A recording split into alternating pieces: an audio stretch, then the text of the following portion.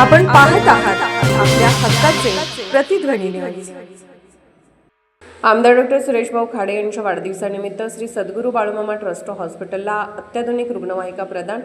मिरज विधानसभा मतदारसंघाचे आमदार डॉक्टर सुरेशभाऊ खाडे यांच्या वाढदिवसानिमित्त मातोश्री तनुबाई दगडू खाडे यांच्या वतीने श्री सद्गुरू बाळूमामा मंदिर trust hospital and multi speciality research centre Adampur यांना अत्याधुनिक रुग्णवाहिका प्रदान करण्यात आली।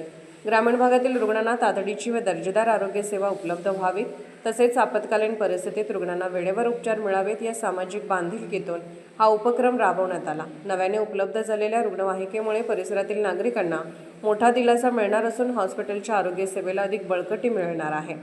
यावेळी उपस्थित मान्यवरांनी आमदार डॉक्टर सुरेशभाऊ खाडे यांच्या सामाजिक कार्याचा तसेच आरोग्य क्षेत्रातील योगदानाचा गौरव केला। लोकाभिमुख व समाजोपयोगी उपक्रमांमुळे सर्वसामान्य नागरिकांना थेट लाभ होत असून भविष्यातही अशाच लोकहिताच्या योजना राबवण्यात येतील असा विश्वास उपस्थितांनी व्यक्त केला।